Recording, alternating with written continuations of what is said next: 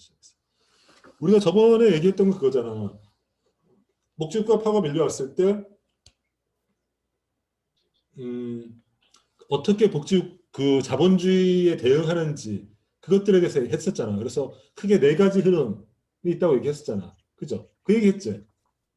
그죠? 그래가지고 조합주의, 이른바 이렇게 길드라든지 이렇게 직업 조합이 있는 데서는 어떻게 대응했고, 그 다음에 이제 삼인주의 전통이 있는 나라들은 어떻게 대응했고, 그 다음에 이제 뭐 이런 얘기를 했었잖아. 그런 얘기의 연속선상에 있어. 그래서 지금까지 한 거는 이제 복지국가 서구를 중심으로, 여기 서구라고 하는 거는 이제 서유럽과 미국인데, 거기 중심으로 복지국가가 하나의 어떤 거대한 흐름으로 20세기 중후반에 나타난 흐름으로 얘기했지만은, 사실은 이렇게 들여다보면은 역사적이라든지 문화적 전통이 달랐기 때문에 그 나라의 유형도 다르다는 거거든. 오늘은 그 복지국가의 다양성이라는 주제, 복지국가 유형에 대해서 얘기하려고 해. 그래서 이 얘기는 주로 이 사람의 얘기에 주로 기대고 있어. 이 에스킹 안데르센이라는 이 덴마크 사회학자 얘기에 기대고 있는데, 이 얘기를 내가 정리해서 얘기하는 거야. 그리고 여기에 근거해서 이 사람이 이거를 1990년도에 이 책을 써. The Three Worlds of Welfare Capitalism이라는 이 책을 1990년도에 쓰는데 아직도 가장 영향력 있는 책 중에 하나야. 복지에 관련해서. 그래서 이 얘기를 좀 하려고 그래. 우리가 이제 복지국가, 그러니까 전 세계의 복지국가 다양하게 있는데 이걸 어떻게 구분할 것인가, 이게 이제 쟁점 아니겠어? 그리고 여러분들도 각 나라의 특성을 이해할 때 복지국가가 통으로 복지국가로 하지만 이제 미시으로 들어오다 보면은 각 나라마다 유형이 다르거든. 이걸 어떻게 분류할까가 이제 쟁점인데, 가장 대표적인 분류는 지표상으로 그냥 분류하는 방법이 있어. 이 그래프 한번 봐봐. 이 그래프는 그 사회의 복지 지출과, 그러니까 GDP에서 복지 지출과 그 다음에 조세 지출로 이렇게 비교하는 거야. 이 축으로 보는 거야. 그렇게 보면은 한국의 위치를 보면은, 한국이라는 나라 여기 있는데, 우리나라는 복지 지출이 적은 나라지. 우리나라는 GDP 10% 정도, 11% 정도니까 굉장히 그러니까 1990년도 이후로 많이 증가했다고 하지만은 굉장히 복지 지출이 적은 나라야. 그러니까 저복지 국가라고 보통 평가하지.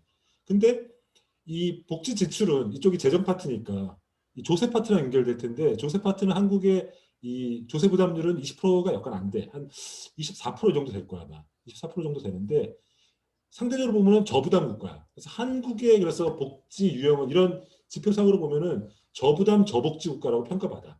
그죠? 그리고 우리가 잘 알고 있는 이른바 북유럽 국가들 있잖아. 이런 데는 이 나라의 고복지가 되는 이유는 그만큼 국민의 조세 부담이 큰 거지. 여기서는 조세 부담이 한 40%, 45%, 50% 가까이 되고 복지율도 굉장히 크지. OECD 평균이 보통 한 20%대니까. 여기는 고부담 고복지 국가야. 그러니까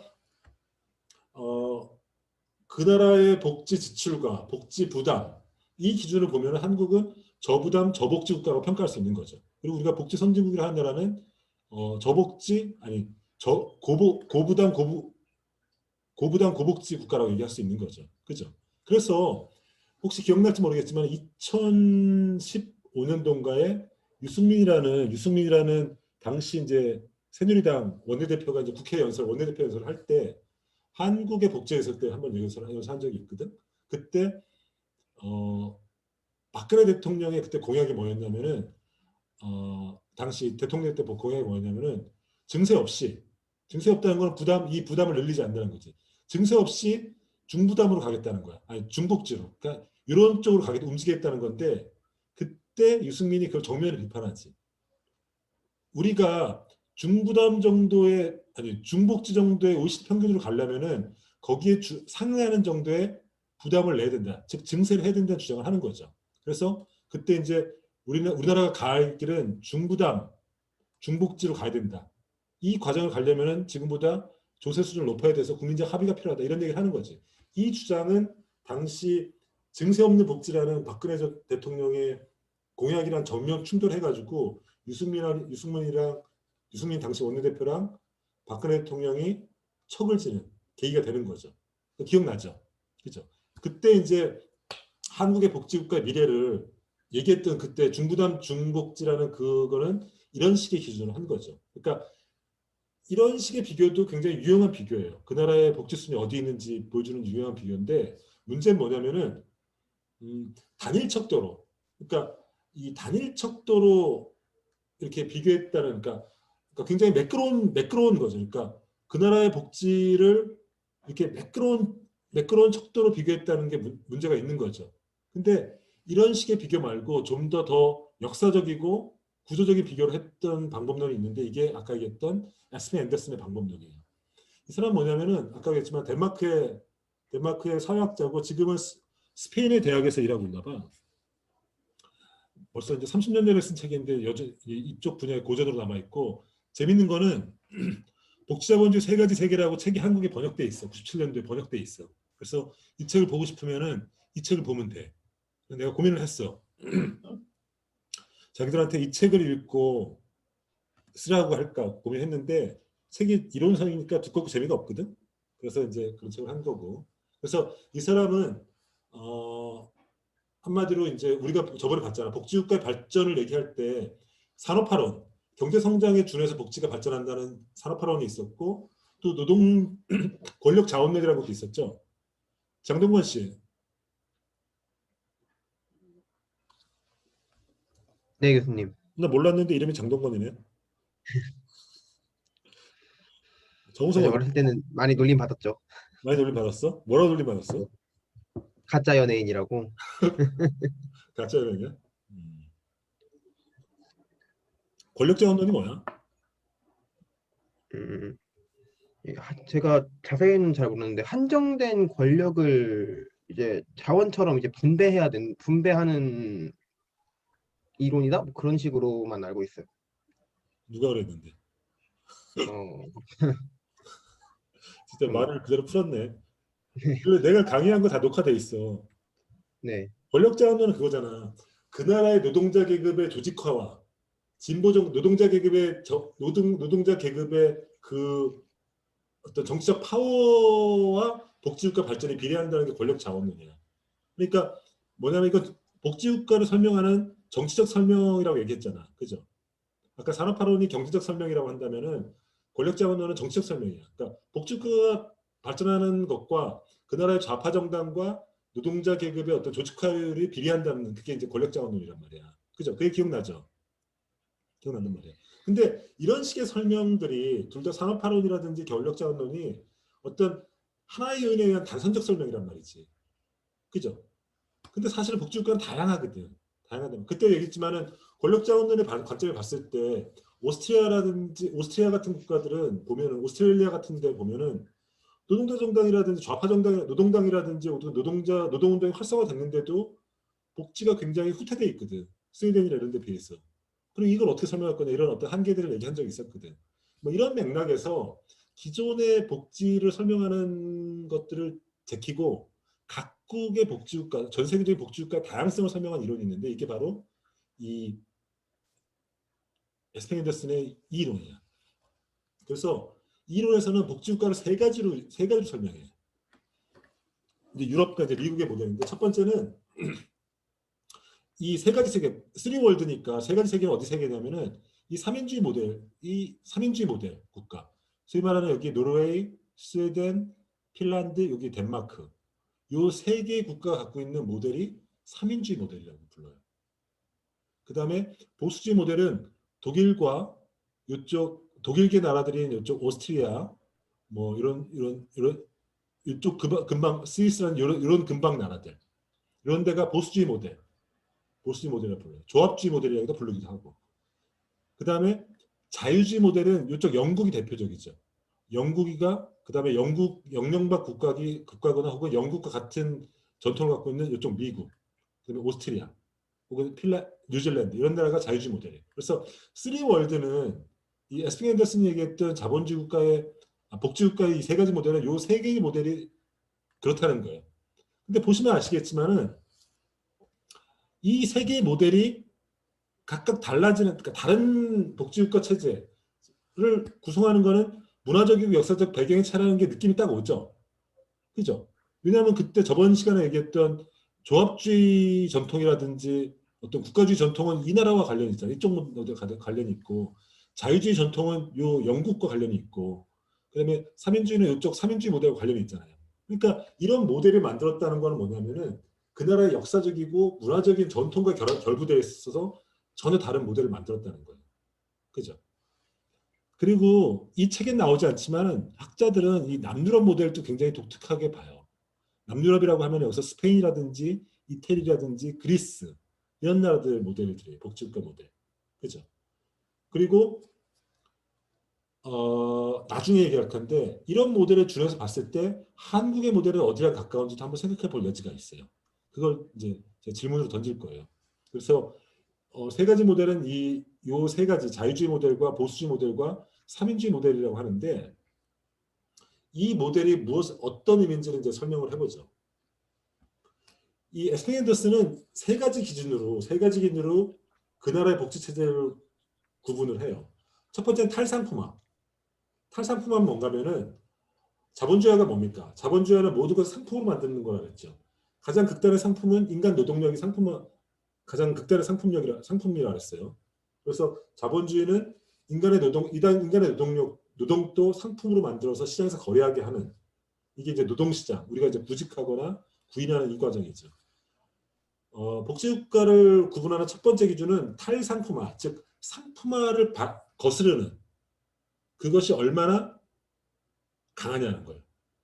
그러니까 노동력을 파는 것을 그러니까 우리가 노동시장에 나가는 걸 상품화라고 한다면은 그런 노동력의 상품화, 노동의 상품화를 얼마나 저지하고 있는가. 가령해서 우리가 이제 복지가 없는 상황에서는 완전한 상품화 시장에서는 우리가 아프거나 혹은 소득이 없을 때 소득 활동을 하기 위해서 시장에 나가야 되는 거잖아요. 상품화 시켜야 되는데 이것을 상품화를 저지하는 것이 복지제도잖아요. 그죠? 그렇잖아요. 실업수당을 준다든지 혹은 어떤 생계 보조를 해준다든지 이런 게 복지란 말이죠. 그죠? 이거를 이제 다른 말로 표현하면은 탈상품화라고 얘기할 수 있는 거죠. 이 탈상품화 정도가 어느 정도 강한가 기준이 첫 번째 기준이에요. 두 번째 기준은 계층화라는 기준이에요. 계층화는 뭐냐면은 복지를 할 때 복지의 수혜가 평등하냐 아니면 유계적이냐의 그 기준이에요. 예를 들어서 조합주의 전통이 강한 나라들 있잖아요. 조합주의 전통, 독일 같은 나라는 같은 연금이라도 직업군에 따라서 연금 그 기금이 다 다르기 때문에 연금의 수혜가 다 달라요. 한국 같은 경우는 웬만한 국민은 즉 사학연금이나 군인연금이나 공무원연금을 제외한 웬만한 연금은 모두 국민연금이라는 하나의 주머니를 차고 있기 때문에 계층화가 적죠. 그죠? 이런 차이. 그러니까 그 복지를 제공할 때 얼마나 차별적으로 주느냐. 이 기준이에요. 세 번째는 탈가족화. 그러니까 스웨덴 예를 들어볼게요. 스웨덴에서는 그때 얘기했듯이 여성을 노동시장에 불러오기 위해서 그 가족에서 담당하는 어떤 복지 기능들, 그러니까 요양이라든지 양로라든지 보건이라든지 양육 이 기능을 국가가 대신해 준다 그랬잖아요. 즉 가족이 해야 될 기능을 얼마나 다른 것이 대체해 주는가. 여기서 이제 다른 것은 주로 국가죠. 국가가 대체해 주는 거의 정도. 이게 탈가족화라고 볼 수 있는데 탈가족화가 얼마나 센가. 이 기준이에요. 이 세 가지 기준. 탈상품화, 즉 얼마나 인간의 노동력의 상품화를 얼마나 저지하고 있는가. 두 번째는 그 복지가 얼마나 평등한가 혹은 유계적인가. 이 기준. 세 번째는 탈가족화, 즉 가족의 빈자리를 가족의 기능을 가족이 하는가 아니면 가족 외에 다른 것이 하는가. 이 기준을 갖고 이 세 개의 세 개 체제를 비교를 해요. 그죠? 그러면 이 기준을 봤을 때 이 세 개의 체제는 복지국가의 3월드는 모두 다 독특한 자기만의 특성이 있어. 먼저 자유주의를 한번 보시죠. 자유주의는 영국이 중심적인 나라예요. 보세요. 영국의 자유주의 전통에서는 어떤 거 있죠? 영국에서는 그때 엘리자베스 구민법으로 최초로 국가가 빈민 문제를 다루기 시작했는데 그때 전제가 뭐였죠? 일할 수 있는 사람 최대한 노동하라는 거죠. 그죠? 일할 수 없는 사람만 국가가 도와주고 일할 수 있는 사지 멀쩡해서 자기 생계를 할 수 있는 사람들은 시장에 나가서 즉 노동시장에 나가서 벌이를 하고 먹고 살라는 거야. 그죠? 이 전통이죠. 즉 뭡니까? 최저 생계는 보장해 주지만 나머지 사람들은 노동할 수 있는 사람들은 모두 시장에서 밥벌이 하라는 거야. 그러니까 가장 상품화가 탈상품화가 덜한 거죠. 상품화가 심한 거죠. 가장 상품화가 심한 거죠. 보수주의, 이 독일 계열의 국가들, 이 중앙 유럽, 중유럽의 국가들 여기서는 여기서는 기본적으로 전통이 뭘 갖고 있습니까? 조합주의 전통을 갖고 있죠. 국가주의 전통과 조합주의 전통을 갖고 있죠. 그죠? 여기서는 그때 얘기했지만은 각종 직업, 길드들이 발전했던 중세의 전통이 있다고 했잖아요. 그래가지고 어려움이 처할 때 상부 상조하는 전통이 있다고 했잖아요. 그죠? 그리고 먼저 거기서 도와주고 그것도 못하면은 나중에 국가가 들어오는 이른바 보충성의 원리가 지배적인 어떤 전통이라고 했잖아요. 그죠? 그러다 보니까 여기서도 복지 모델이 어떻게 발전하냐면은 가족이라든지 교회 역할이 강조되는 거야. 보충성의 원리에 의해서. 그리고 국가는 최후의 수단으로 들어오는 거죠. 그죠? 마지막으로 이 3인주의 국가 여기 우리가 말하는 복지천국이라고 하는 현세 가장 자본주의에서는 가장 그 자본주의의 문제를 잘 극복했다고 평가받는 이 3인주의 모델들 여기서는 국가 역할이 직접적으로 강조되죠. 왜냐하면 이들 나라에서 복지국가 정책을 추진했던 사람들은 3인주의자들이거든. 자본주의 틀 내에서 사회주의를 만들 수 있다고 믿었던 사람들이거든. 근데 이 사회주의 프로그램은 국가 프로그램으로 진행되는 거라고 믿었던 사람들이잖아요. 그러니까 여기서는 탈상품화를 국가가 주도하고 그리고 될 수 있으면 복지 프로그램은 보편주의적으로 하죠. 국가가 하니까. 그래서 여기는 보편주의가 가장 강하고 여기는 자유주의 국가는 선별주의가 가장 강하죠. 그죠? 그러면 탈상품화의 기준으로 보면은 자유주의 국가가 탈상품화가 가장 약하고 반대로 얘기하면 상품화가 가장 세고 3인주의 국가가 탈상품화가 가장 큰 거죠. 그죠? 그러니까 각 체계별로 탈상품화는 기준으로 봤을 때 독특한 특성이 있죠. 이 특성은 그 나라의 역사와 문화에 근거하고 있는 거죠. 두 번째 기준, 계층화라는 기준으로 보는 거죠. 계층화가 뭐라 했죠? 얼마나 복지가 평등하게 구현되는가, 위계가 있는가 하는데 자유주의 국가는 기본적으로 선별적이야. 시장에 맡기고 그리고 아주 노동력이 없는 사람만 도와주는 체제예요. 그죠? 문제는 뭐냐면 이런 사회에서는 사회적 낙인이 굉장히 강한 거죠. 너희들은 사람은 모두 자기 노동으로 밥벌이 해야 되는데 너희들은 어쨌든 불가피하지만 어쨌든 세금 자기 노동으로 먹지 못하고 나라 도움을 받아서 세금을 먹는 애들이야. 이른바 선별주의 갖고 있는 스티그마가 굉장히 강한 제도죠. 그죠? 그러니까 여기서는 빈민과 중간계 간의 어떤 격차가 존재하는 거죠. 그리고 이쪽에다 사회적 낙인을 찍는 거죠. 그죠? 계층화가 굉장히 심한 거죠. 그죠? 두 번째, 보수주의. 독일 계열의 나라들은 아까 그때 얘기했지만 직업군을 중심으로 길드를 중심으로 혹은 지역 내에서의 상조를 중심으로 복지를 했던 보충성의 원리에서 복지를 했던 전통이 있기 때문에 나중에 20세기에 와가지고 연금이 만들어질 때도 각 직역별로 연금이 만들어져요. 그죠? 그러면은 그러니까 대기업이라든지 혹은 어떤 재정이 풍부한 연금에 있는 사람들은 나중에 그 연금액도 굉장히 크죠. 그리고 그 다음에 뭐랄까 건강보험 같은 것도 마찬가지죠. 그죠? 이렇게 직역별로 연금을 만들기 때문에 그 직역별로 공평하지 않고 재정 상태가 좋은 곳, 그러니까 가령해서 조합원들이 그러니까 돈을 많이 낼 수 있는 곳 이런 조합들이 있잖아요. 뭐 대기업 소속이라든지 혹은 전문직 소속이라든지 이런데 혹은 뭐 부자 동네 이런 연금들은 굉장히 수익이 많고 안 그런 데는 상대적으로 열악한 거죠. 이렇게 직업별로 이렇게 연금이 만들어지거나 이렇게 되기 때문에 그 간의 격차가 존재하는 거죠. 그죠? 이 나라도 역시 공무원 연금이 가장 좋아요. 국가가 보장해 주니까. 하지만 3인주의 국가에서는 국가가 중심으로 복지 프로그램을 주도했었고 그리고 그 프로그램 자체가 보편주의적으로 운영되기 때문에 자유주의가 갖고 있는 낙인 효과가 없죠. 그리고 국가가 단일한 프로그램이 운영되기 때문에 가장 그 서비스의 격차가 적기 때문에 계급 간의 연대가 굉장히 강하죠. 그죠? 그래서 이쪽에서는 계층화가 가장 약하죠. 그러니까 계층화라는 기준을 보면은 이쪽이 가장 세죠. 자유주의가 가장 세고 사민주의가 가장 우수하죠. 그죠? 탈가족화 입장에서 보죠. 탈가족화라는 기준을 봤을 때 자유주의 국가에서는 기본적으로 모든 공공 서비스, 모든 가족 서비스를 가족이 하거나 가족이 할 수 여력이 안 되면은 네가 시장에서 서비스를 돈 주고 사라는 거야. 예를 들면은 맞벌이 부부가 있어. 근데 출산을 했어. 그러면은 자유주의 체제에서는 선택지는 두 가지야. 첫 번째는 회사를 관두는 거야.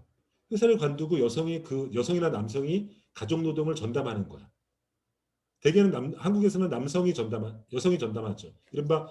이런 사회에서는 남녀 간의 노동 분업이 분명하죠. 여성은 가사노동, 남성은 이제 뭐라 그러냐. 직장 나가서 생계를 버는 거죠. 그러니까 남성 부양자 모델인 거죠. 두 번째 선택은 뭐야? 벌이가 좋다면은 이모를 사라는 거야. 그 뭐죠? 이모를 뭐라 그러죠? 베이비시터. 베이비시터를 돈 주고 시장을 구매하라는 거야. 그 사람한테 월급 주고 구매하라는 거야. 네가 돈 주고 구매하라는 거야. 할 자신 없으면은 할 자신 없으면 그냥 주저앉든지 혹은 애를 낳지 말든지 이런 체제죠. 그죠? 이런 게 자유주의 체제죠. 그러면서 한국은 굉장히 자유주의 체제에 가깝죠. 그죠? 보수주의 체제의 특징은 뭐냐면은 여기는 기본적으로 특히 남유럽이 더 강한데 이 체제는 굉장히 아까도 얘기했지만 전통적으로 보충성의 원리가 강해. 그러니까 그 당신의 공동체에서 어려운 사람들은 먼저 자기가 하고 그래도 힘들면 먼저 가족이 도와주고 가족이 힘들면 직업 상조회가 도와주고 그것도 힘들면은 지역에서 도와주고 마지막으로 힘들면 국가가 마지막으로 최우수사가 등장한다는 이런 전통이 있던 나라라고 했잖아요. 그러니까 여기서는 가족 노동에 대해서 가족의 역할을 강조해. 가족이 먼저 해결하라는 거야. 그죠? 그리고 이 전통이 더 강한 나라가 뭐냐면은 이 남부 유럽이야. 남부 유럽. 스페인, 이태리, 그리스 이런 데가 가족력이 굉장히 강해. 그래서 이런 나라들은 독일도 마찬가지야. 우리가 굉장히 이상적인 사회라고 하는 독일도 마찬가지인데 독일도 실업이 오잖아요. 실업이 오면은 그러니까 실업이 온다는 건 뭐야? 실직이 순간 그러니까 경기 한파가 와가지고 사람들을 잘라내면은 독일은 누구부터 잘라내냐면은 여성부터 잘라내. 그러니까 독일의 노동시장은 어떻게 되냐면은 남성 노동자 시장을 중심으로 굉장히 고숙련된 노동자 집단 군이 있어. 우리가 잘 알고 있는 폭스바겐이라든지 혹은 뭐 B&B처럼 독일은 전통적으로 제조업이 강하잖아요. 여기는 오랜 숙련을 통해서 만들어지는 숙련공들이거든. 그러니까 이들을 중심으로 하는 굉장히 강력한 노동시장이 있어. 그리고 그들을 둘러싼 약간 비숙련 노동시장이 있는데 주로 여성들이 차지해. 그러면 경기 한파가 오면 누구부터 잘라야 될까? 숙련이 누적된 사람을 못 자르죠. 왜냐하면 그거는 기업의 경쟁력이랑 직결돼 있으니까. 그러니까 여성부터 돌려보내는 거야, 집으로. 그리고 이제 가족 역할이 강조되니까 이런 전통도 있는 거죠. 그리고 더 심한 나라는 남부 유럽이야. 남부 유럽. 남부 유럽은 그때도 얘기했지만 스페인, 이태리 이런 나라들은 가족을 굉장히 중시하잖아. 저번에 내가 했지만은 이 대부라는 영화 내가 한번 보라 그랬지. 김지훈 씨. 네, 교수님. 대부 영화 봤어? 대부 얘기는 많이 들어봤는데 직접 본 적은 없습니다. 내가 저번 주에 마음도 울적하고 마음이 가장 울적했던 건 계약을 했기 때문에 울적했겠지. 그래가지고 난 띄엄띄엄 봤어. 띄엄띄엄 봤는데 지금 이제 네이버 같은 데 가면은 빌려보는데 1,500원은 빌려보거든. 3편을 그러니까 1편, 2편, 3편을 한꺼번에 다 봤어. 한 편당 한 3시간 되거든. 그러면 그걸 다 보면은 9시간 걸리잖아. 그리고 토요일 날 내가 날 잡고 그걸 다 다운받아가지고 쫙 봤거든. 봤는데 굉장히 재밌었어. 근데 내용은 뭐냐면은 미국으로 이민 간 시칠리아 이민자들의 100년 동안의 역사야. 3대에 걸친. 3대 걸친 역사인데 여기 보면은 이 남부지방 출신들, 그러니까 남유럽 출신들의 어떤 가족주의라는 게 굉장히 잘 드러나. 그러니까 이 마피아들 얘기인데 결국은 이 사람들의 생애 목표 뭐냐면은 가족을 지키는 거야. 적으로부터 살벌한 어떤 세상으로부터 우리 가족을 지키는 거야. 패밀리로 표현되는데 이걸 지키는 게 잘 드러나거든. 그래서 하여튼 가족이 이 사람들의 인생의 최우선 가치야. 근데 어쨌든 이런 사회에서는 어쨌든 이 가족의 노동의 역할을 가족주의 이름으로 여성의 사실상 여성의 노동을 강요하는 거지. 여성에서 그러니까 가족을 지키는 제1차 목표가 여성에게 있고 여성에게 사실상 노동을 전담시키는 거야. 가족을 운영하는 데 필요한 노동을. 그래서 이 나라들의 역설은 뭐냐면은 그때도 얘기했지만은 가족주의가 가장 강한데 출산율은 가장 낮아. 유럽 내에서. 그건 가영 씨, 그건 왜 그럴까?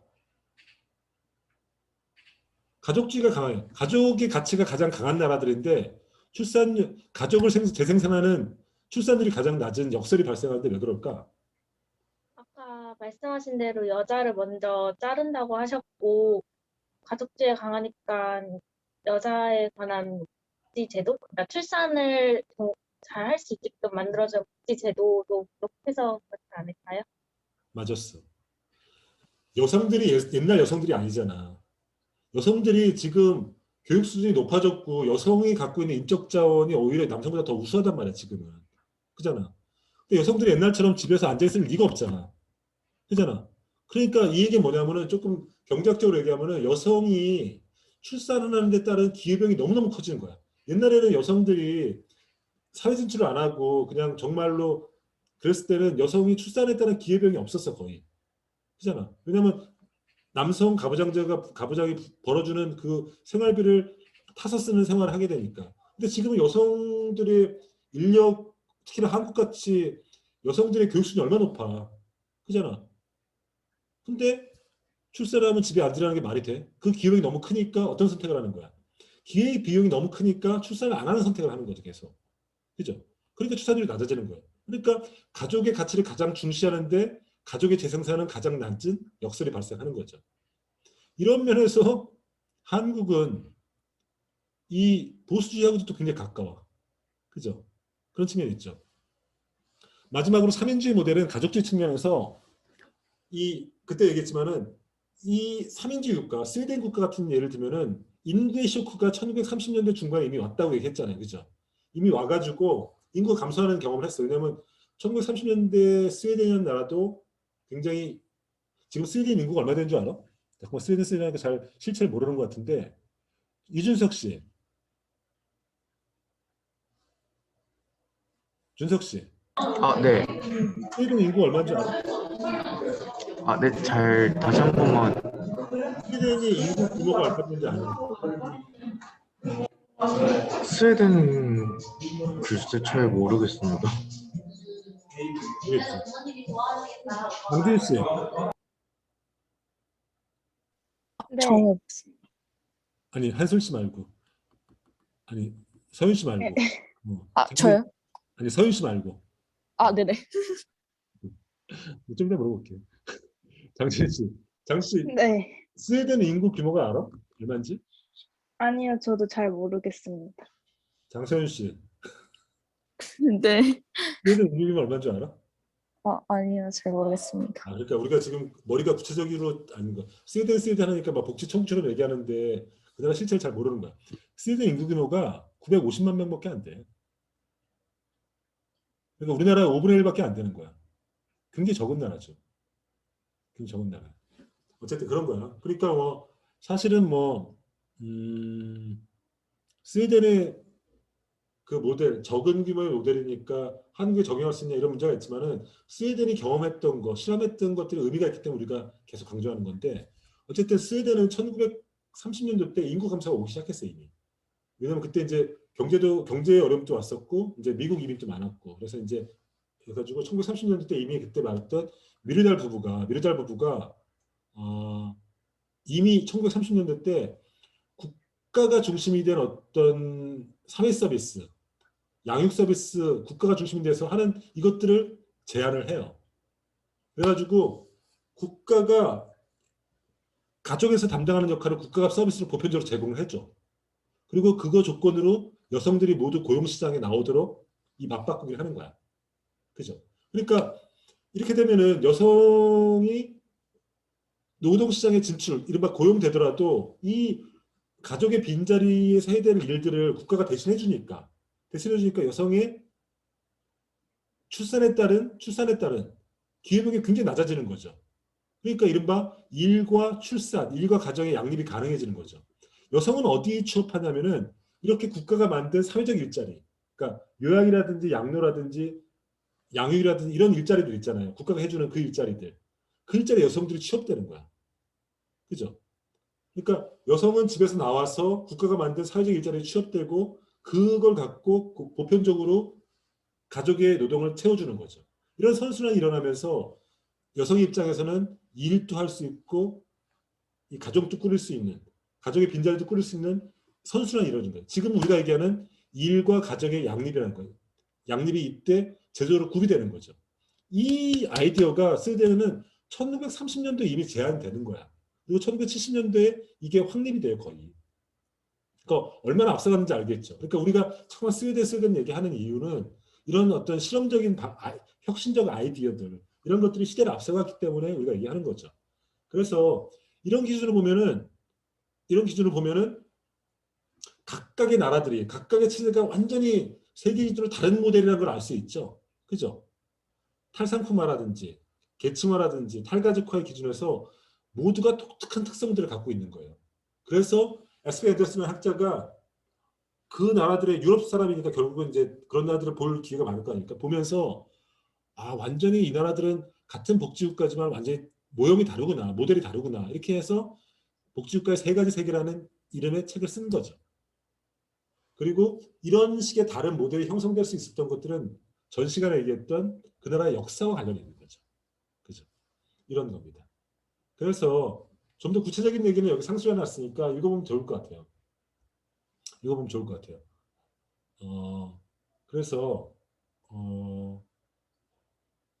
복지국가의 유형을 보다 유형별로 이번에는 유형별로 한번 차이를 한번 보시죠.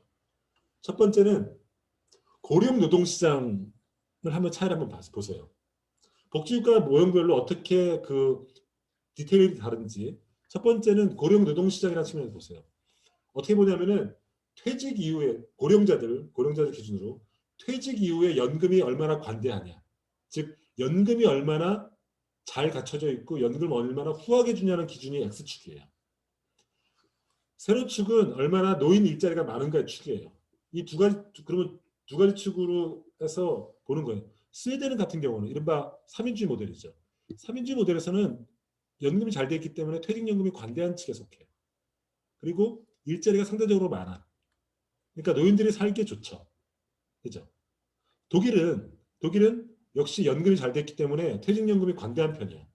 하지만은 독일은 아까 했지만 중심부의 고숙련 노동자들을 고용을 안정적으로 유지하고 주변부 노동자들에 대해서 자주 해고하는 스타일이라고 했잖아요. 그렇기 때문에 노인들은 이제 수년도 높을지 모르지만 이제 노동 생산성이 떨어지는 집단이니까 이들에 대해서는 주로 이제 첫 번째 이제 해고 대상이 되는 거죠. 경기 한파가 왔을 때. 그래서 상대적으로 일자가 적은 편이에요. 이런 모델에 속하죠. 미국은 이제 자유주의 모델이죠.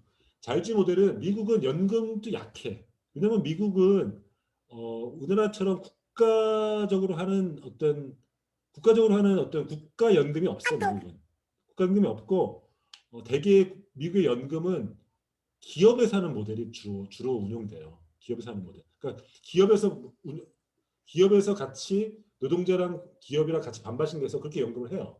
그러니까 이 얘기는 뭐냐면은 굉장히 좋은 전문직에 있거나 굉장히 안정적인 직업에 있는 사람들은 연금임도 후하고 그렇지 못하고 생전에 굉장히 고용이 불안했던 사람들은 연금도 납입을 못했을 테니까 연금도 위태롭다는 거죠. 전반적으로는 격차도 심하고 연금도 적은 편이야. 그래서 연금은 주로 굉장히 부족한 편에 속해. 그리고 미국은 완전한 시장을 중심으로 그러니까 자유주의 모델이니까 일자리의 시장이 널려 있어. 그러니까 이른바 값싼 노동, 맥도날드식의 일자리가 널려 있어. 그러니까 노인도 한마디로 얘기하면 노인도 기력이 있으면 맥도날드 가서 일하라는 거야.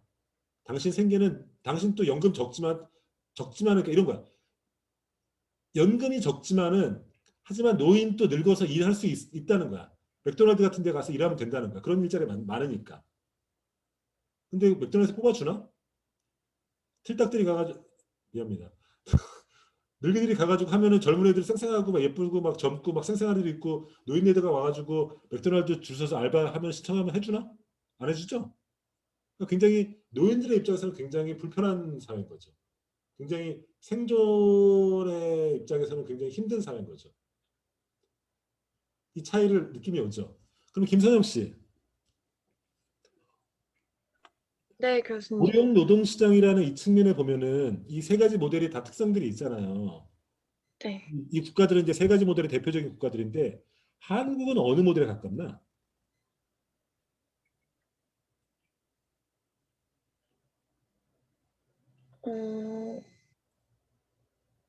미국일 것 같아요.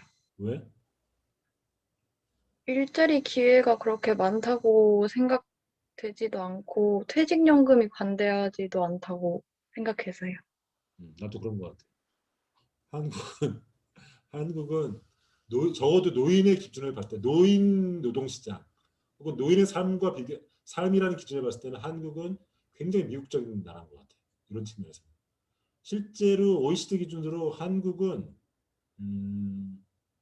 노인 빈곤율이 가장 높은 나라야. 실제로 한국 노인 빈곤이 가장 높은 나라야. 노인 인구의 49%, 50%가 빈곤이니까. 더 충격적인 건 뭔지 알아? 이쪽 오른쪽 그래프 한번 봐라. 이거는 2020년도에 그러니까 65세 노인의 기준은 법적 나이가 65세, 만 65세 이상이면 노인으로 보거든. 그 사람들의 비율이 어느 정도인가를 보는 거야. 이게 이제 그러니까 화살표의 끝자리가 2020년도 기준이고 요 끝이 60년도, 40년 후인데 한국은 지금 지금 고령화 사회에 진입했으니까 한 20%가 조금 넘는 사회잖아. 한국은 여기 있거든. OECD보다는 조금 젊은 축에 속하지. 중요한 거는 60년대, 40년도 이후로 한국의 고령화 65세 비율은 OECD 국가 1등이라는 거야. 대박이지. OECD에 추정한 거야. 한국은 지금 1등이야. 일본보다 앞서. 그지? 그러니까 한국이라는 나라가 이런 측면에서 굉장히 위험하다는 거야. 왜 위험하냐면은 이 고령화의 위기인데 인구의 위기인데 일단 첫 번째 일단은 노인을 위한 노인 일자리라는 측면에서 우리나라는 굉장히 제도가 약해 지금. 물론 연금이라든지 이런 게 있지만은 이 연금의 지금 소득 대체율이 한 40%밖에 안 된다는 거거든. 그 얘기는 뭐냐면은 100만 원 벌던 사람이 실제 연금으로 한 40만 원 탄다는 거야. 그리고 연금을 40만 원 받고 40만 원 받는다니까요. 40만 원 받는다는 거는 이제 소득 대체율 40%라는 거야. 그리고 그러니까 노인연금, 기초연금으로 최대 30만 원을 줘. 30만 원을 줘. 그러니까 우리나라는 기본적으로 국민연금을 들었다면 받을 수 있는 돈이 30만 원 받고 기초연금을 30만 원 최대 받고 자기 소득액의 40%를 받아. 그러면 그 평균액이 얼마 정도냐면은 한국 국민은 통계가 계속 변하는데 한 100만 원 조금 위에야 지금. 그러면 노인 1인당 100만 원 갖고 산다는 뜻이거든. 근데 쉽지 않잖아 그거는. 자기들도 100만 원 갖고 사기 힘든데 노인분들 사기 힘들잖아. 그잖아. 일단 제도가 안 돼 있고 그리고 문제는 뭐냐면 지금 있는 연금도 고갈된다는 거야. 지금 연금이 고갈된다는 거야. 그 추정은 언제냐면 2060년도로 고갈 시점으로 봐. 이 시점이잖아. 근데 이때 노인들의 90%인데 이때 고갈되면 어떻게 할 거야? 그죠? 그리고 지금은 한국의 복지 지출이 이제 상대적으로 50보다 낮은데 이 낮은 이유 중에 하나는 뭐냐면은 이 연금 지출이 상대적으로 적어서 그런 거야 지금은. 연금이 아직 완전히 성숙해지지 않기 때문에 서구 같은 나라는 연금 지출을 시작한 게 100년 가까이 되니까 공공지출에서 복지지출에서 연금 지출 규모가 굉장히 비중이 크거든. 한국은 아직은 본격적으로 지출되지 않았어. 근데 이제 한국도 이제 노인 성숙해가지고 이제 지출이 되면은 그 GDP에서 공공지출이 차지하는 비중이 점점 높아지겠지. 그죠? 사람 많아지고 재원은 없고 이런 상황이 부딪힌단 말이야. 그죠? 그러니까 한국 굉장히 암담한 복지 측면에서 보면 굉장히 암담한 거지. 그죠? 그러니까 결국은 증세로 가는 거죠. 증세로 가는 거고 그다음에 이제 낭비적인 요소를 줄이고 어쨌든 노인도 이제 그 일자리 노인을 위한 일자리 뭐 이런 것도 많이 늘리고 뭐 이런 식으로 가는 거죠. 가야 될 수밖에 없는 거죠 앞으로. 그러니까 2060년도면은 40년 후니까 자기들 60살 될 때야. 그죠? 60살 될 때 이런 상황이 온다는 거야. 이대로 간다면은 나는 몇 살 때냐면은 40년 후니까 나는 90살 때니까 나는 별로 괜찮아. 나는 별로 걱정할 건 없어. 나는 곧 죽으면 되니까. 이미 죽었을지도 몰라. 근데 자기들은 걱정스럽다. 어떡하냐. 근데 이런 상황을 미리 알고 어떤 사회적 논의가 붙었을 때 의견을 보태고 중지를 모아준다면은 더 좋은 방향에 갈 수 있겠죠. 근데 대개는 근데 정해진 길은 있어. 증세 이런 건 정해진 길이야 내가 볼 때는. 그다음에 노인의 정년 연장, 그다음에 노인 일자리 창출 이런 거는 정해진 길이야 사실은. 이런 거로 이제 가겠지. 자기가 사는 당대. 뭐 이렇다. 다음으로는 여성 노동 시장의 측면을 보는데 이거는 잠깐 쉬었다 하자. 언제까지 쉬냐면은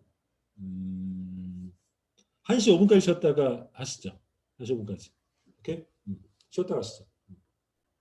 내가 뒷걸 보니까 얘기할 게 많아. 얘기할 게 많아서 빨리 해야 될 것 같아. 느릿느릿했는데 얘기할 게 오히려 많네. 한솔이 네.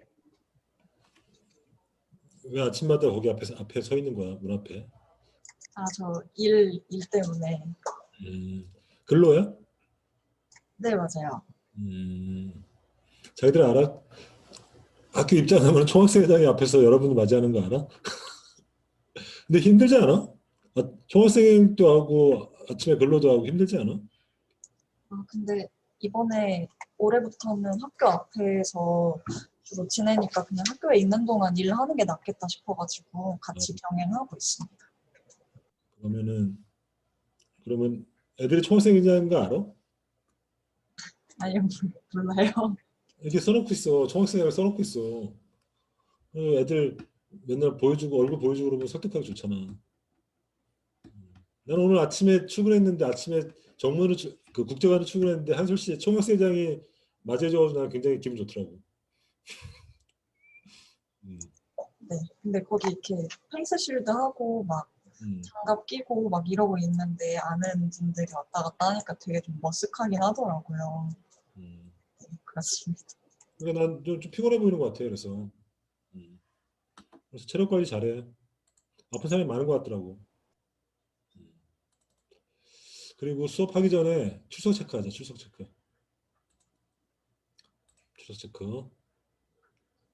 수업을 잘 들어서 출석 체크 안 하면 말짱 꽝이잖아. 출석 체크를 6주 스마트 출석 674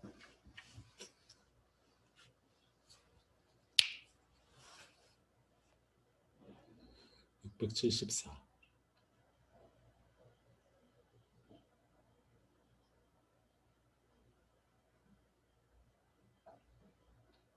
장동건 씨, 네, 교수님. 3월드가 뭐야? 네? 3월드가 뭐야? 복지자본주의의 세 가지 세계에서 3월드가 뭐냐고. 자유주의, 보수주의, 사회민주. 그 모델이지. 그 모델의 차이에 대해서 지금 얘기하고 있는 거지. 네네. 지금 그 얘기를 계속 하고 있는 거야. 이어서 하면은 이번에 여성 노동시장의 차이로 이제 세계국가를 한번 보자고. 스웨덴은 아까 얘기했듯이 여성 고용률이 굉장히 높아.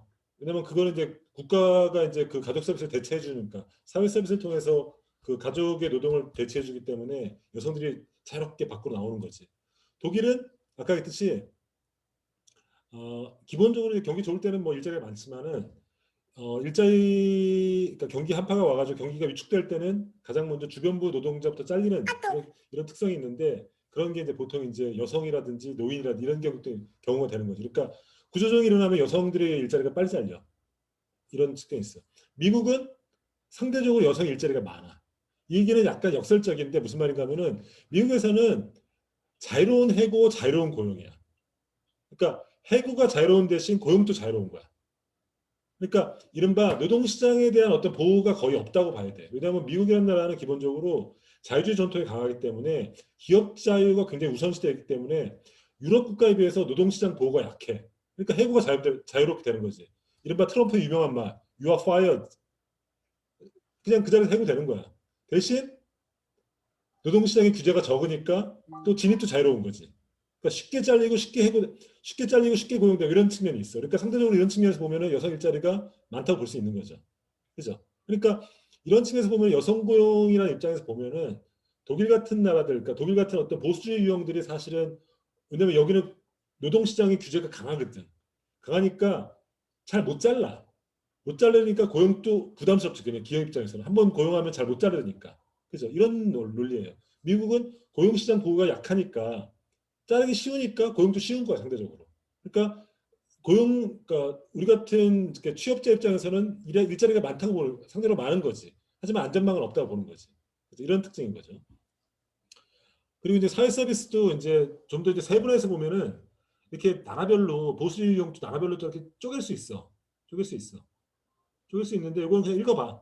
그러니까 큰 특징은 아까 얘기했듯이 사회 서비스 아까 그 특징 탈가족화라는 측면과 거의 일맥상통하는 얘기야. 그죠? 읽으면 되고 내가 그래서 전체적인 종합적인 성적을 보면은 가영 씨 복지국가의 세 가지 모델 중에서 어느 나라가 가장 사람 살기 좋은 나라가 좋은 체제 같아? 저는 3인주의요. 어떤 면에서? 아까 말씀하신 대로 그 국가가 일단 보장을 해주기 때문에 그 고용 측면에서도 안정적으로 고용을 할 수 있다는 생각을 가지게 하는 안정성 때문에 3인주의를 선택했어요. 그리고 여성이 살기 좋지? 네. 여성이 일과 그 가족의 양립이라는 여성 측면에서 난 되게 좋은 것 같아. 그래서 한국의 복지 방향 사실은 가족 정책은 이쪽 방향이야. 이쪽 방향인데 한국은 뭐 아까 했지만 스웨덴에 이렇게 된 거는 1930년대 이미 이런 아이디어가 나왔던 거거든. 그게 이제 70년대 정착돼 가지고 한 50년 운행 제도고 우리는 겨우 2000년대 정도 들어서야 이제 일과 가족의 양립 이런 개념이 등장했으니까 우리 아직 미흡하다 봐야지. 전체로 성적표도 말씀하신 가영 씨가 말한 대로 3인주의가 가장 좋아. 3인주의가 여러 가지 측면에서. 그리고 이제 보수주의가 그 중간이고 자유주의가 가장 이제 자본주의적인 그러니까 그 벌가한 형태의 그런 자본주의 시장에 그대로 노출되어 있는 사회인데 문제는 뭐냐면은 이 3인주의로 갈수록 그만큼 대가가 있는 거지. 이른바 아까 얘기했듯이 어떤 복지의 수준은 그 사회의 어떤 조세 부담과 연결되어 있는데 이쪽으로 갈수록 이제 조세 부담이 많다고 봐야지. 조세 부담이 많고 이쪽으로 갈수록 상대로 시장에 맡기는 쪽이니까 조세 부담이 적은 거죠. 그죠? 그러면은 우리가 잘 아는 미국을 한번 보죠. 왜 미국을 보냐면은 미국은 굉장히 독특한 체제야. 물론 자유주의 모델에 속하고 또 영국하고 또 달라. 봐라. 영국은 같은 자유주의지만은 영국에는 일단 무상의료가 있어. 무상의료가 있고 또 이 비버리지 보고서의 전통이 있기 때문에 각종 수당도 있어. 그리고 기본적으로 미국하고 가깝지만 유럽 국가이기 때문에 또 복지 전통이 있는데 이 나라랑 또 영국 같은 자유주의 모델이지만 영국하고 미국 또 완전히 달라요. 그 이유를 한번 보시죠. 미국도 사실은 복지국가야. 미국도 복지국가인데 우리가 미국 굉장히 이제 그냥 날 것 그대로의 어떤 자본주의 국가로 생각하지만 미국도 역사적으로 복지를 완성해온 역사가 있어요. 첫 번째는 복지국가, 미국식 복지국가의 출발은 뭐냐면은 루즈벨트 때야.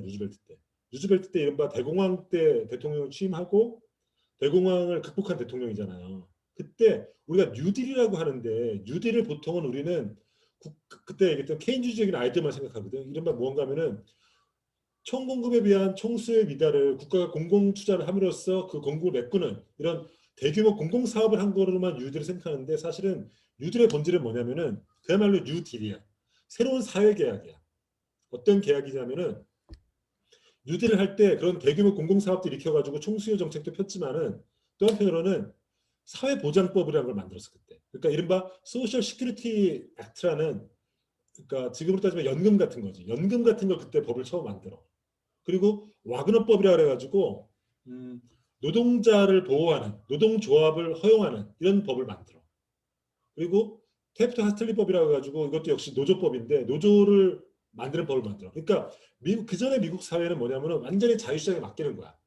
시장에 완전히 맡겨가지고 고전주의 경제에 따라서 시장에 맡기고 인더 롱런에는 종국에는 시장이 해결하니까 국가는 계속 개입하지 말아라. 이런 완전 자유방임적인 나라에 있다가 뉴딜이라는 사회계약을 새롭게 하는 거야. 그래서 뉴딜이야. 미국 국민과 정부 간에 새로운 계약을 하는 거야. 이런 식의 자유방임적인 국가 말고 그런 정책 말고 우리도 사회보장도 해주고 노동자 그러니까 노동 삶을 보장하기 위해서는 이른바 개인으로 너무 약하니까 노조 활동의 자유를 인정해주고 그리고 노동관계법도 개선해주고 그래서 노조를 통해서 왜냐하면 노조가 있으면 노동자들이 권리 주장을 강하게 하면서 자신의 어떤 임금이라든지 고용이라든지 그 권리가 세질 거 아니야. 이런 거 새로운 계약을 하는 거야. 그래서 기존의 자유방임적인 완전한 자유주의 국가에서 복지국가의 틀을 갖추는 걸로 움직이는 거예요. 그래서 미국이라는 나라는 사실은 완전한 자유방임 국가에서 복지국가로 뉴딜 때 진입하기 시작해요. 그래서 우리가 지금 또 뉴딜하면 맨날 무슨 테네시강 뭐 개발 사업 이렇게 대규모 공공사업을 일으킨 그 사업을 하는데 그거는 진실의 한 30%만 아는 얘기야. 사실은 미국 사회가 새로운 체제로 바뀌는 거예요. 복지국가 체제로. 그리고 옮기는 거죠. 그리고 이런 식의 복지국가 진입이 되면서 더 확대된 게 언제냐면은 이른바 존슨 대통령 때예요. 존슨은 우리가 잘 알고 있는 그라스 소사이티라는 거 있잖아요. 그라스 소사이티. 그라스 소사이티가 뭐냐면은 빈곤과의 전쟁이야. 이건 약간 역사적 배경을 이해할 필요가 있는데 존슨이라는 사람이 케네디 후임이에요. 케네디가 달라스에서 총 맞고 죽잖아. 63년도에. 그때 이 장면은 뭐냐면은 존슨 대통령이 부통령이잖아. 그래서 에어포스 1을 타고 급히 워싱턴으로 돌아오는 장면이야. 대통령이 한시라도 공백이 있으면 안 되잖아. 국가 권력이. 그래서 대통령이 에어포스 1에서 케네디 시신을 싣고 에어포스 1이 달라스에서 워싱턴으로 날아오면서 부통령이 대통령 선서를 하는 장면이에요. 옆에 있는 사람이 오나시스 제클린이라는 여자죠. 그러면 이 대통령의 역할은 뭐가 돼야 될까? 실제로 젊어 죽은 대통령, 젊어서 아깝게 죽은 대통령의 유업을 잇는 게 자신의 어떤 캐치플레이였어. 젊은 대통령의 유업을 잇겠다. 그리고 그 대통령의 꿈은 뭐였냐면은 미국이라는 나라를 세계 최강의 복지국가로 만드는 거다. 빈곤이 없는 나라를 만드는 거다. 이런 얘기를 해요. 그러면서 민권법도 계속 추진하고 흑인 민권법과 동시에 미국 사회 빈곤을 없애는 빈곤 극복 운동을 시작해요. 그게 말하는 그레이스 소사이티라는 프로그램이에요. 그래서 빈곤과의 전쟁, 흑인과 빈민층에 그래서 지금 있는 미국의 많은 복지제도들 있지 않습니까? 뭐 헤드스타트라든지 그거는 이제 어린아이들에게 국가 복지를 제공하는 거거든요. 그다음에 FDC라고 그러니까 미혼모 가정에 어떤 지원을 하는 프로그램인데 이런 것도 다 이때 만들어져. 그래서 미국의 복지제도가 굉장히 확대되는 거죠. 확대돼. 그리고 우리가 여러분 기억날지 모르겠지만은 행정학에서 공격하는 어떤 큰 정부 비판이 있죠. 그죠? 행정학에서 툭하고 큰 정부 비판하잖아. 큰 정부 비판이 사실은 뭐냐면은 미국의 맥락에서 이런 복지국가를 비판하는 거야. 그리고 이 복지국가를 비판하는 이른바 작은 정부 운동, 큰 정부 비판이 돌아온 게 바로 레이건 때죠. 레이건의 그 유명한 그 대통령 연설 있잖아. 지금까지 국가는 문제 해결자가 아니라 문제 그 자체다는 그 대통령 취임 연설. 큰 정부를 공격하잖아요. 이 큰 정부를 공격하는 거는 우리는 큰 정부, 작은 정부만 행정에서 얘기하는데 정확하게는 루즈벨트에서 시작해서 존슨 대통령 때 절정에 이르렀던 그 복지국가 그걸 비판하는 거예요. 그래서 이 맥락을 비판하는 거죠. 그러니까 우리 행정학에서 사실 이런 복지국가의 맥락을 빼버리고 그냥 국가 규모로만 얘기하니까 정확하게 이 맥락을 잘 이해를 못해. 근데 사실은 복지국가를 비판하는 거예요. 왜냐하면 알다시피 이제 이때 영국에서는 대처 시절이죠. 이 복지국가를 확대하면서 재정위기가 오는 거거든. 그래서 재정위기가 오고 인플레이션이 오면서 이게 결국은 국가의 재정 지출에서 비롯되는 거잖아. 복지국가 지출에서. 그러니까 이제 국가 규모를 줄이자, 예산을 줄이자 이런 식의 운동이 일어나는 거죠. 근데 재밌는 거는 뭐냐면은 그때도 얘기했지만은 복지라는 게 잘 줄어들지 않아. 한번 딱 이게 락인 효과라고 그러죠. 그때 얘기했던. 한번 복지를 시작하면은 이해관계자가 생기기 때문에 복지 제도가 없어지질 않아. 아까 연금을 도입하면은 연금으로 생활하는 연금 펜셔너들이 생기고 그 다음에 아까 얘기했듯이 뭐 미혼모, 편모, 미혼모에다가 복지를 주면은 그 사람들이 한번 받은 걸 다시 넣지는 않거든. 그러니까 제도가 줄어들지는 않아. 그래서 미국은 사실은 복지 지출이 굉장히 적지 않아요. 근데도 왜 국제적 수준을 보면은 복지 지출이 적은 것처럼 보이냐? 그 비밀이 어디에 있느냐? 이게 이제 궁금한 거죠. 이 비밀이 어디 있냐면은 바로 여기 있는 거예요. 이렇게 보면 돼요. 미국을 국제적으로 어떻게 얘기하면, 그러니까 국제 비교를 해보면은, 그러니까 지출 측면, 이때 지출은 복지 지출 측면 보면은 한 나라의 GDP에서 복지 지출이 차지하는 비중이 얼마나 이 비율을 보는 거예요. 이게 이제 그야말로 그게 우리나라 11%고 미국 조류랑 비슷하고 OECD 평균 20%라는 건데 미국은 어떻게 복지를 하냐면은 조세 지출이라는 거예요. 조세 지출. 뭐냐면 이렇게 하는 거예요. 예를 들어 설명할게요. 복지 지출이 이런 거야. 국민한테 100만 원 세금을 걷어. 100만 원 세금, 그러니까 나를 입장에서 국가가 나한테 100만 원을 걷어가. 그리고 복지로 나한테 50만 원을 줘. 그럼 나한테 최종적으로 남은 건 얼마야? 오해빈 씨. 나의 가처분 소득은 얼마가 되는 거야? 50만 원. 50만 원이 되죠. 그죠? 이거는 근데 국가가 100만 원을 걷어가는 거야. 그치? 100만 원 걷어가서 나한테 50만 원 복지로 돌려주니까 50만 원치 가치를 돌려주니까 그거는 뭐 사회서비스라든지 뭐 각종 복지 대책으로 돌려주는 거죠. 그럼 나의 가처분 소득은 사실상 50만 원이 되는 거야. 미국은 어떻게 하냐면은 예를 드는 거야. 미국은 어떻게 하냐면은 국민들이 기본적으로 세금 내는 걸 싫어해. 미국이라는 나라 자체가 세금이랑 그때 우리가 이제 저번에 이제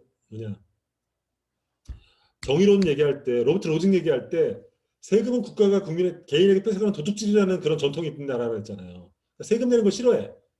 그러니까 어떻게 하냐면은 세금을 걷어가지 않고 내가 가령해서 세금을 국가가 100만 원 걷어가야 되는데 걷어갈 세금 중에서 50만 원은 각종 감면과 비과세로 깎아줘. 그죠? 그러면 예빈 씨 이럴 경우에 가처분 소득 얼마가 돼? 50만 원. 똑같이 50만 원이지.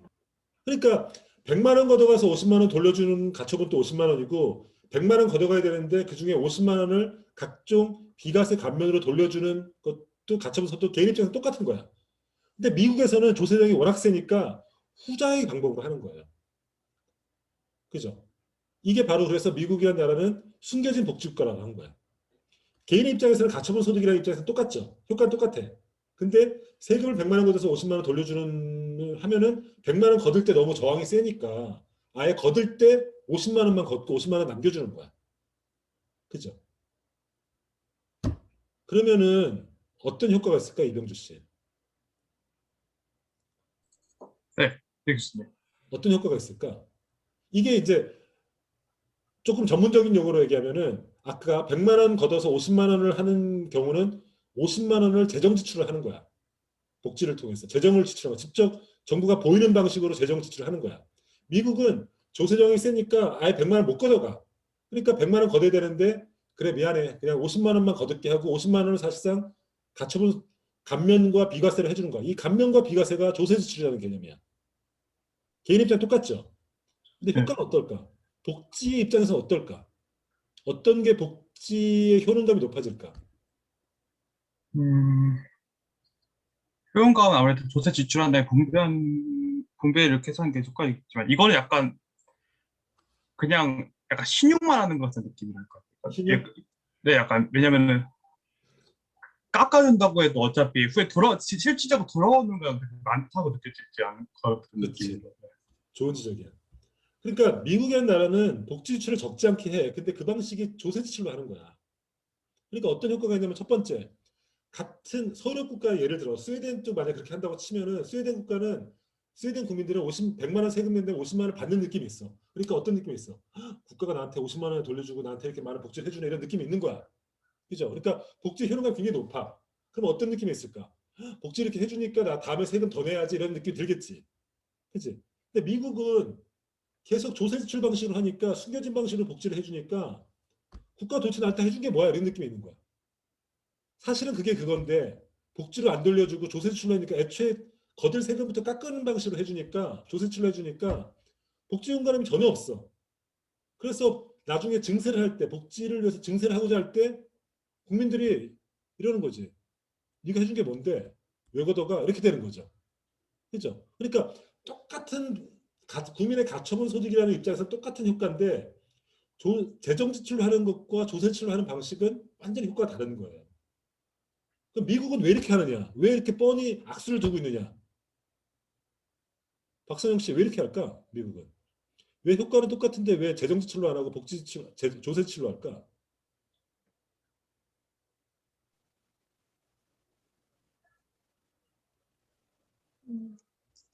잘 모르겠습니다.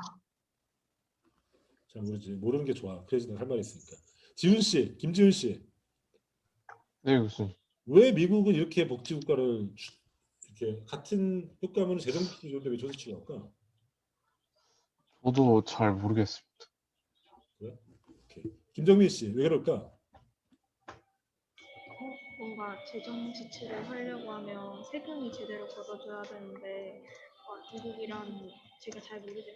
세금이 그만큼 안 걷어져서 재정 지출을 못하는 상황이 아닐까라는 생각이 들었어요. 세금 문제야, 세금 문제. 세금을 안 내. 세금을 안 내. 세금을 걷으면은 세금을 걷어 조세 이렇게 증세를 세금을 이렇게 내줘야 되는데 세금을 안 내는 거 사람들이. 미국 사람들은 세금에 대한 거부감이 엄청나게 강하거든. 그게 미국 전통이야 그게. 그러니까 조세력이 너무 심하니까 그런 조세력이 심한데 어쨌든 국가는 국민들에게 일정한 가처분 소득을 보장해 줘야 되잖아. 기본적인 복지를 해야 되니까. 그러니까 세금이 안 거쳐지니까 결국은 조세 지출 방식으로 할 수밖에 없는 거죠. 이때 조세 지출은 걷어야 될 세금을 안 걷는 게 조세 지출이라고 한 거예요. 방식은 이제 비과세, 과세해야 되는데 이거는 몇 가지들은 과세를 안 하는 거야.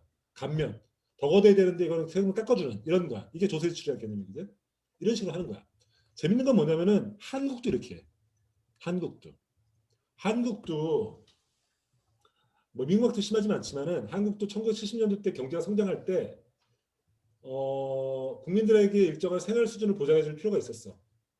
그러면은 만약에 복지국가의 틀이 있다면은 뭐 다른 나라처럼 세금을 걷어가지고 복지로 돌려주면 되는데 한국 국가는 너무나 경제 성장이 우선시됐기 때문에 복지로 쓸 돈이 별로 없었어. 재원의 우선순위가 밀려. 하지만 국민의 가처분 소득을 보장해 줄 필요가 있어. 그래서 궁여지책을 어떻게 하냐면 각종 감면 비과세를 하는 거야. 지금 또 한국에는 각종 비과세 감면이 많아.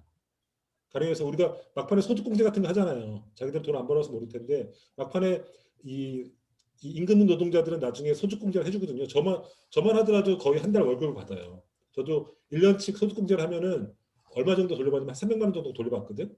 그건 뭐냐면 내가 냈던 세금에서 300만 원 돌려주는 거야. 각종 비과세 감면으로. 그건 뒤집어서 얘기하면 내가 나의 소득에 비해서 세금을 많이 냈다는 뜻이지. 어쨌든 그렇다는 얘기인데 자기도 나중에 이제 소득공제 해보면 알아. 소득공제 하려면 소득이 있어야 돼. 어쨌든 이런 식으로 하니까 한국도 미국하고 똑같은 상황이 벌어지는 거야. 복지 효능감이 없어. 왜냐하면 조세 지출로 복지 소득 가처분 소득을 보장해 주는 식으로 정책이 움직이니까 내가 받았던 느낌 없어. 맨날 도로만 짓고 막 이러니까. 두 번째, 그러니까 증세도 안 해. 왜냐면 내가 받은 느낌이 없으니까. 그죠? 그래서 지금 한국의 복지 개혁 중에 하나가 조세 지출을 많이 줄이라는 거야. 어차피 국민 입장이 똑같으니까 비과세 감면들을 줄이고 충분히 세금을 걷고 그거를 복지 지출로 하라는 거야. 그러면 그 효과는 뭐냐면은 국민의 복지 효능감으로 오니까 증세에도 굉장히 적극적일 수 있다는 거죠. 그죠? 이런 차이예요. 참고로 미국 사람들이 얼마나 세금 걷기를 싫어하는지 일화를 하나 얘기해 줄게요. 캘리포니아는 이쪽 레이건이 주지사였던 데야. 캘리포니아에 1978년도 때 주민발의 프로포지션 13이라는 게 발의됐는데 이게 뭐냐면은 재산세를 지금 우리나라도 재산세가 문제가 되잖아. 재산세 지금 공시지가가 높아져서 재산 높아진다고 막 지금 이번에 서울시장 선거 막 난리 났잖아. 막 오세훈이 막 세금 많이 걷는다고 막 그러고 막 종부세 건다 그러는데 미국도 그 당시에 캘리포니아 집값이 올라가가지고 재산세가 많이 높아졌단 말이야. 그때 주민 발의를 해. 주민들이 어떻게 발의를 하냐면은 재산세는 절대 시가의 1% 수준을 못 넘도록 만들어 놓은 거야. 그리고 기준금은 그러니까 세금을 매기는 그 과표도 연 2%를 못 넘겨. 그리고 세율을 높일 경우에는 그러니까 시가 1%를 넘길 경우는 주민의 3분의 1을 동의를 해줘야 된다는 거야. 그러니까 지금 또 캘리포니아는 재산세가 1% 수준으로 고정돼 있어. 그러니까 주민이 발의해가지고 세금을 재산세를 1% 이상 올리지 못하도록 시가 1% 이상 못 되도록 주민이 법을 만든 거야. 그게 어떻게 됐어? 툭하면 재정적자 일어나지. 캘리포니아주 툭하면 재정적자 일어나. 그래가지고 툭하면 정전 일어나고 그런단 말이야. 그죠? 그러니까 결국은 세금을 내가지고 복지를 받으면 되는데 너무 조세에 대한 거부감이 많으니까 주민들이 직접 나서서 세금을 1% 이상 못 걷어 이런 법까지 만들 정도라는 거야. 그죠? 그리고 이게 주민 발의가 통과된 다음에 주민들이 막 좋아서 막 이렇게 머리 두드리고 막 좋아하는 그 장면이야. 이게 78년도에 있었어, 이 일이. 미국이 이제 보수가 되는 거죠, 한참. 복지국가의 어떤 부작용이 많으니까. 이건 뭐냐면은 이 퍼블릭 어시스턴트라는 퍼블릭 어시스턴트니까 이제 공공복지라는 개념이죠. 공공복지를 딛고는 게임도 등장했어. 뭐냐면은 이 게임을 보면 어떻게 했냐면은 처음에 우리 부루마블처럼 보드 게임을 출발을 해. 그러다가 한 사람은 세금을 내는 사람이 되고 한 사람은 공공복지 수혜자가 되는 거야. 이른바 선별적 복지 수혜자가 되는 거야. 선별적 복지 수혜자가 되면은 막 돌아가면서 계속 돈을 계속 타는 거야. 막 이것도 타고 저것도 타. 그럼 결국은 돌면은 공공부조를 받는 사람들이 더 돈을 많이 모으는 거야. 나중에 한 바퀴 돌고 나면은. 그러니까 뭘 비꼬는 거야? 이 사람들은 세금도 안 내고 국가 세금을 축내가지고 혼자 호요식한다는 나중에 이른바 웰페어킨이라는 개념이 있어. 웰페어킨이 뭐냐면은 레이건 시절에 나온 얘기인데 이 여자는 웰페어킨이라는 이 여자는 자기 증명서가 한 수십 개 되고 그리고 위장 결혼하고 애도 막 위장으로 해가지고 각종 복지 혜택을 타먹어가지고 일반 근로자보다 더 소득이 많다는 가상의 인물이야. 레이건이 만드는 신조어야. 웰페어 퀸, 그러니까 복지 여왕이라는 거야. 그러니까 복지에 대한 공격, 대대적 공격. 복지를 받는 사람들은 기본적으로 그러니까 복지라는 개념이 중산층 개념이 아니야. 기본적으로 어렵고 가난한 사람만 복지 받는데 이 인간들은 일하지 않고 국가 세금을 태워가지고 근로자들보다 더 호요식한다. 이런 적대감을 게임으로 만드는 거야. 미국 사회에서 얼마나 복지에 대한 적대감이 세졌는지 알겠죠. 그죠?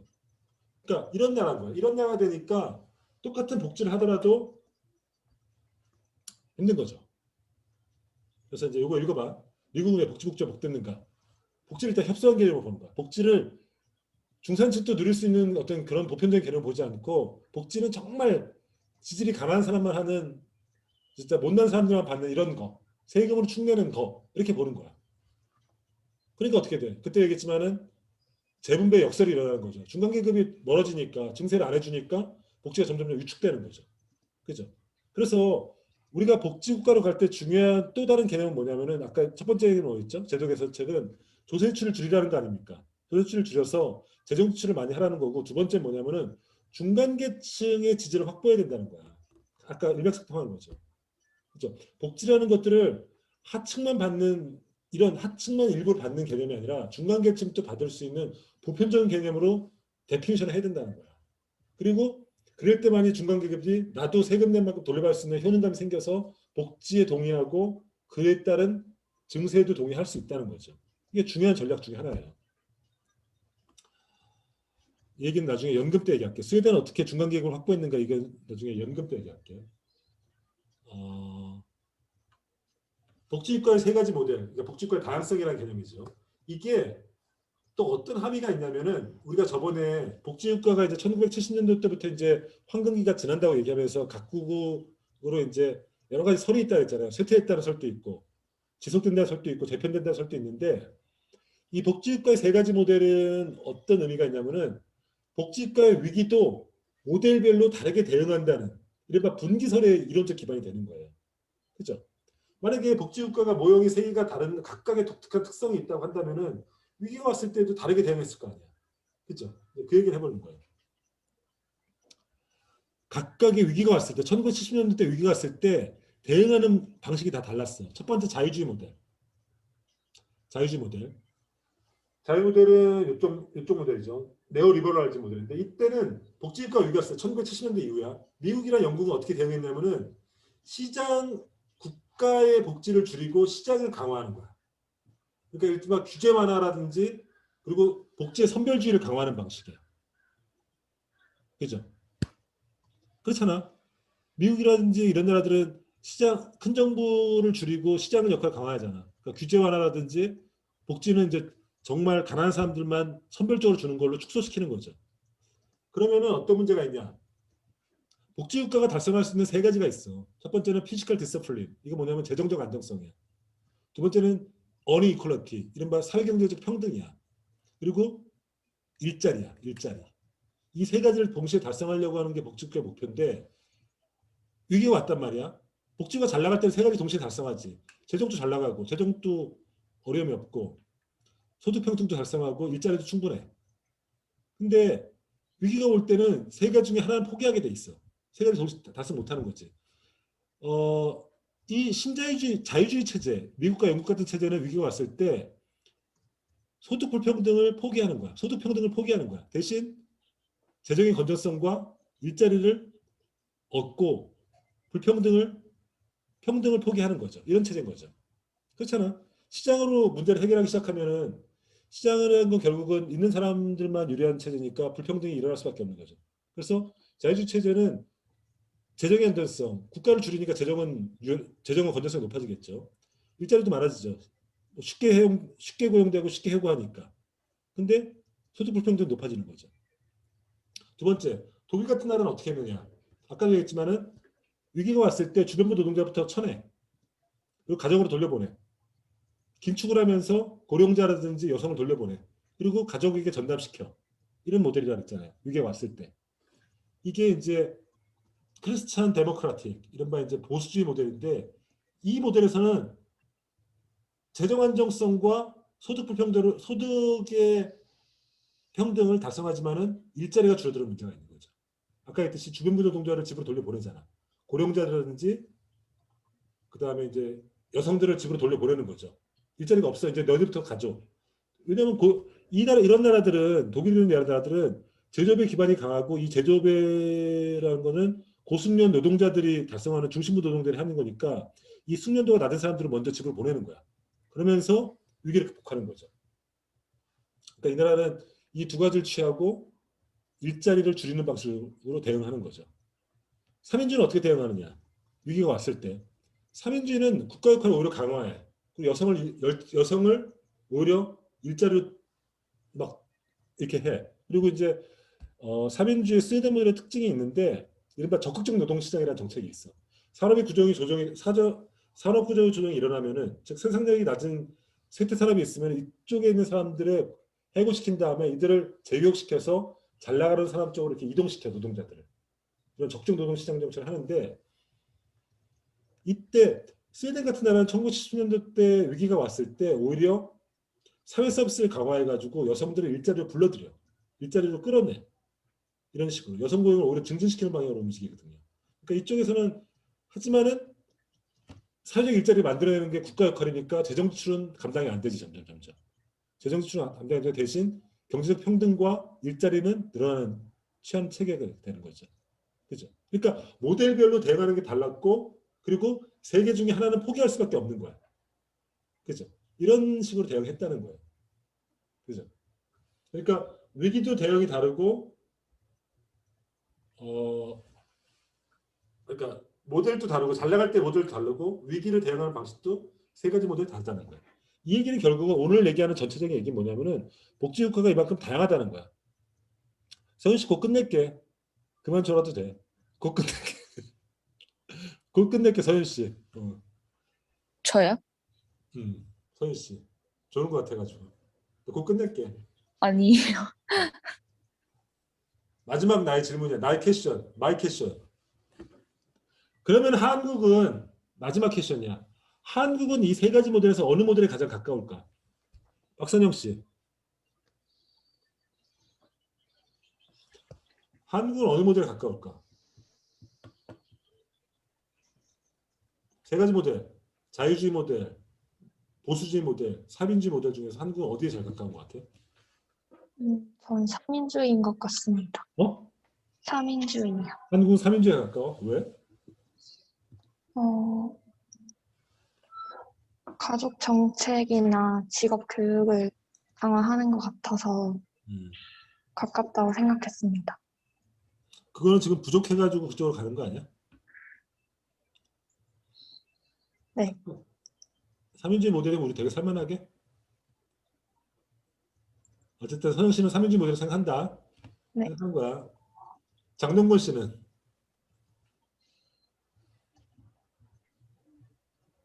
네, 교수님. 자기는 우리나라 모델이 어느 모델이 제일 가까워? 세 가지 모델 중에서. 지금은 자유주의 모델에 좀 가까운 것 같습니다. 왜? 아무래도 약간 택배 왔어. 누구 온 거 같네요. 아무래도 약간 시장 좀 주의적인, 그리고 좀 약간 사람들이 복지에 대해서 좀 안 좋은 인식을 좀 많이 가지고 있는 것 같기도 하고, 네. 그리고 요즘에 또 종종 그 고용 유연화를 좀 해야 된다, 약간 이런 얘기도 좀 들리는 것 같아서 자유주의 모델에 좀 가까운 것 같습니다. 오케이. 규리 씨는 어디에 가까운 것 같아? 저도 자유주의 모델이라고 생각했어요. 왜? 저도 앞에 학우님께서 말씀하신 것처럼 시장 경제 가 좀 강조되는 것 같기도 하고, 그리고 복지에 대해서 아직까지는 그 사회적인 낙인 이런 게 많이 남아있다고 생각을 해서 그렇게 생각합니다. 오케이, 좋은 의견이야. 준석 씨. 네. 준석 씨는 우리나라 모델이 어디에 가까운 것 같아? 저도 뭐 확실히 잘 모르긴 한데, 근데 지금까지 복지 정책을 보면 약간 자유주의랑 3인주의 그 중간 속하는 것 같습니다. 왜?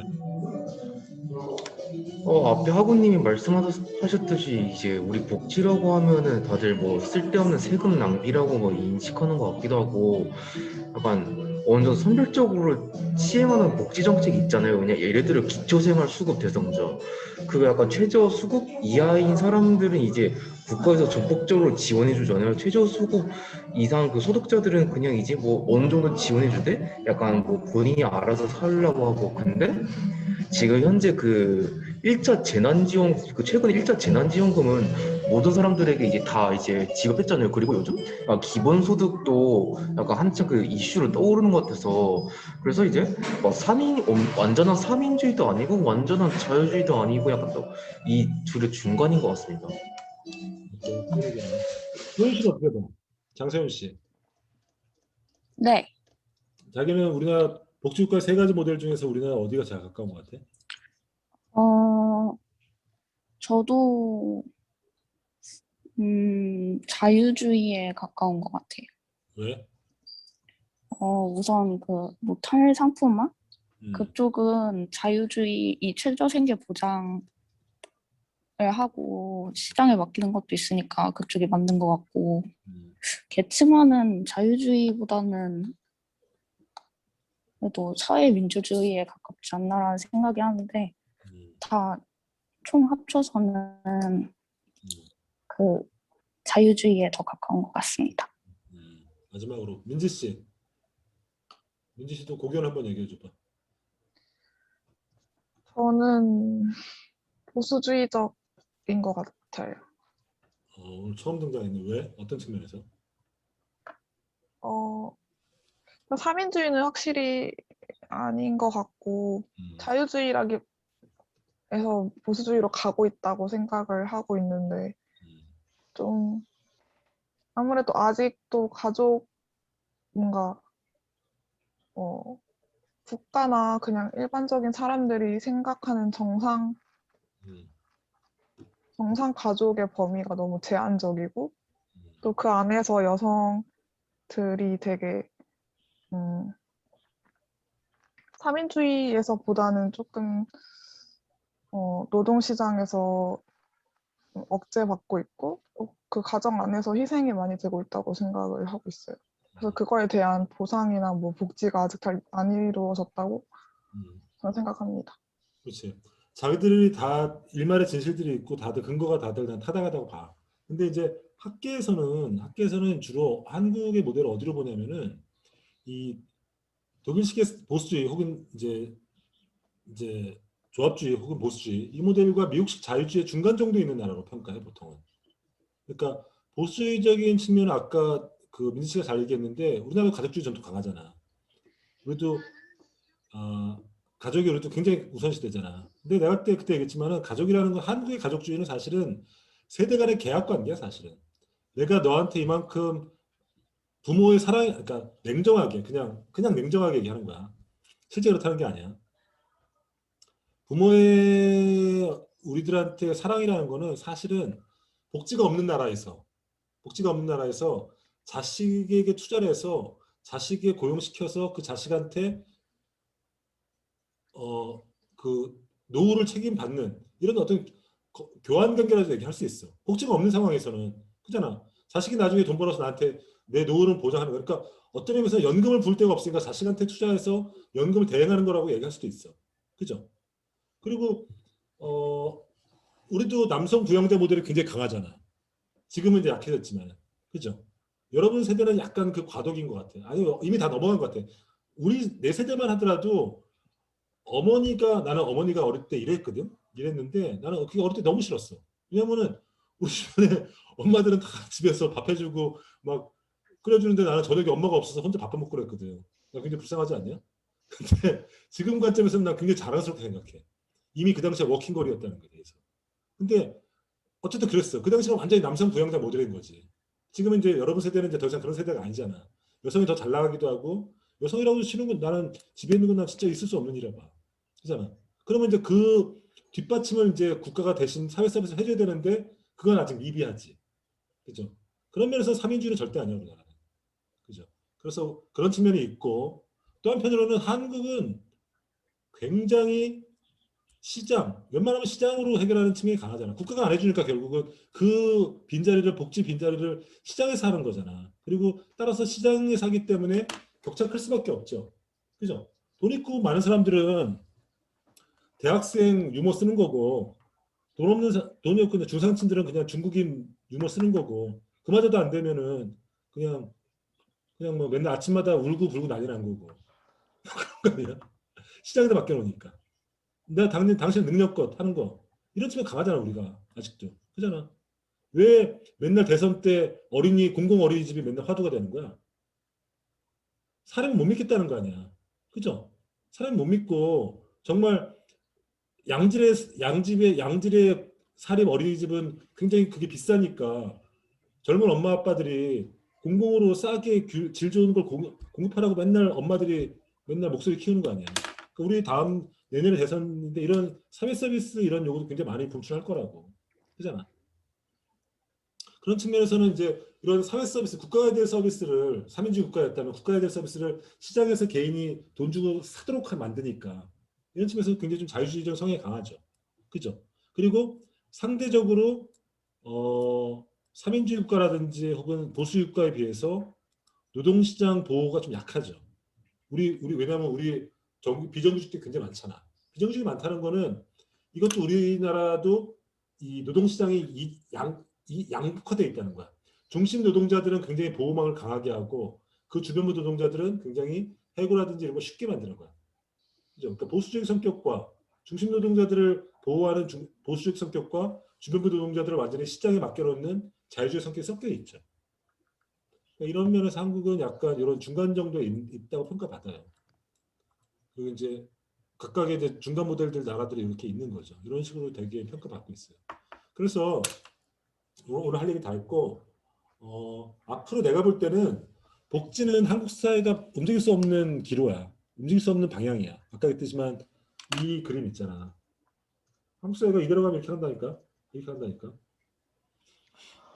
그러면은 이제 결국은 우리가 한국 사회가 한국 사회가 다가올 위기들, 한국 사회가 이 복지 대비를 어떻게 될지 이런 전략과 플랜들을 갖고 있어야 되고 그게 자기들이 당대에 살아갈 세상이란 말이지. 그러니까 복지에 대한 이해 혹은 복지제도에 대한 이해 그리고 다른 나라들은 어떻게 했는지 이해가 난 굉장히 중요한 시민의 자질이라고 봐. 그러니까 여러분들은 조금 관심을 더 가질 필요는 좀 있다고 말하는. 그죠? 비록 행정학과지만은 뭐 아닌 사람도 있죠. 행정학과지만은 이런 복지제도라든지 복지정책에 대해서 조금 관심을 갖는 건 나쁘지 않아. 왜냐하면 선거 때마다 이거는 점점점 중요한 화두야. 실제로 지금 예산도 이 분야에 쓰이는 예산이 제일 많아. 3분의 1 이쪽에 쓰여. 그러면 국가 돈의 한 3분의 1 여기다 쓰면 우리가 충분히 좀 그 제도라든지 혹은 다른 나라 사례들을 이해할 필요가 있죠. 그죠? 그리고 한국은 어디에 가깝고 어느 쪽을 지향해야 된다 이런 것도 해외사를 통해서 시사점 얻을 수 있잖아. 그죠? 그래서 중요하다고 생각해요. 내가 가르쳐서 그런 게 아니라. 예빈 씨. 네, 질문 있어? 아니요, 없습니다. 이야기는 어렵지 않았어? 네. 광혁 씨 질문 있어? 없습니다. 없어?